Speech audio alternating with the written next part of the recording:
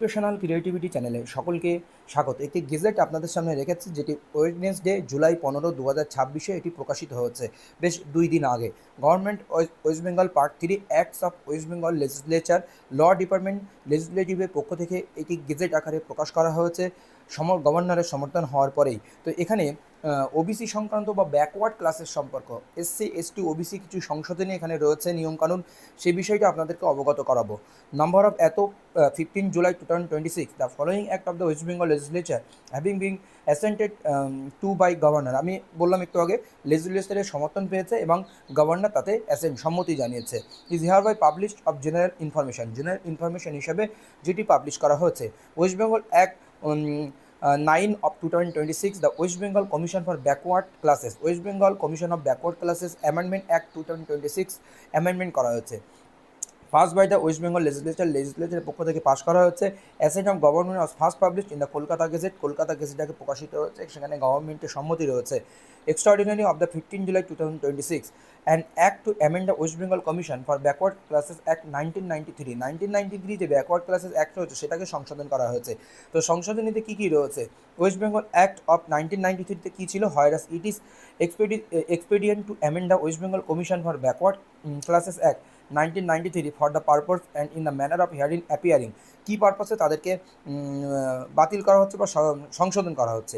It is hereby enacted in the 17th year of the Republic of India, May the legislature of West Bengal as follows.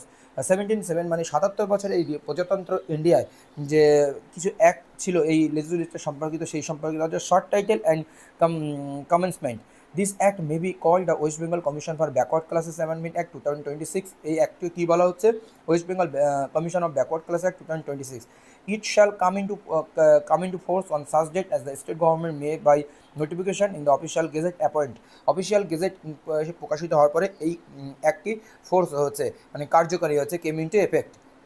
তো এরপরে amendment of section 3 of West Bengal act of 1993, act 1-এর section 3টা এখানে amendment হয়েছে। In clause D of subsection 2 of section 3 of West Bengal commission for backward classes act 1993 hereinafter refer to as principal act for the ward a secretary, the wards a joint secretary or above shall be substituted।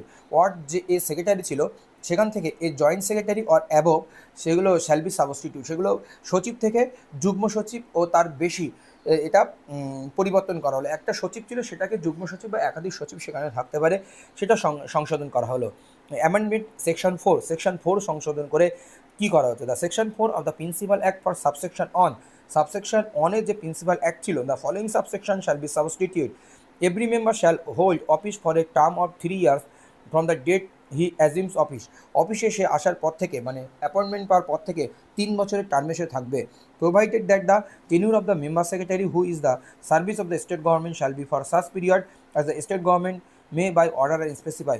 যদি তার tenure বাড়ানো হয় বা কতদিন থাকবে, বা state government shall be notified properly again, পরবর্তীতে আমার নোটিফাইড করে জানানো হবে যে তারা কতদিনের জন্য থাকবে না থাকবে। Substitute of BCW section for section 9, যে ব্যাকওয়ার্ড ওয়েলফেয়ার যে অ্যাক্ট ছিল সেটা সেকশন 9কে সংশোধন করে কী করা হয়েছে? ফাংশন অফ দ্য কমিশনের ফাংশনের এখানে যে সংশোধনটা এসেছে, the commission shall examine request from citizen for inclusion of any class of citizen. এটা খুব ইম্পর্টেন্ট, এটা আমজনতার জন্য প্রয়োজন, উপরে দুটো আমজনতার প্রয়োজন নেই। Of any class of citizen as a backward class in the list and tender such advice to the state government as it deems appropriate for inclusion of any such class in the list or otherwise।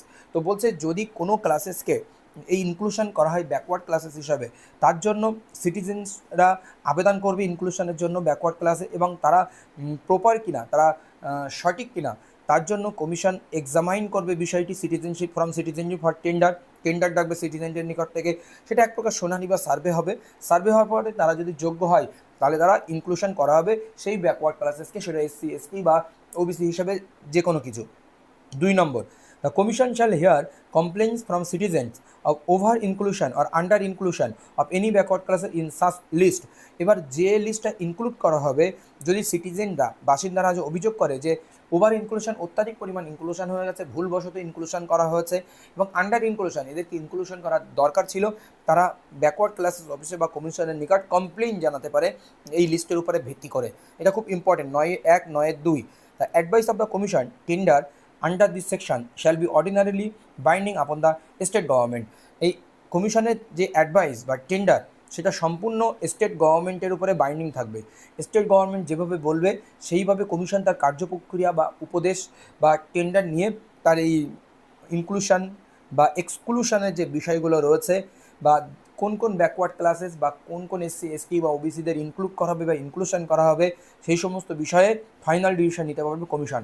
এই হচ্ছে সংশোধন OBC act 1993, OBC না backward classes act 1993 amendment হয়ে নাম হলো 2026 backward classes act amendment 2026। এই হচ্ছে গুরুত্বপূর্ণ আপডেট। পরবর্তী কোনো আপডেট আসলে অবশ্যই আপনাদেরকে দেওয়া হবে। ধন্যবাদ।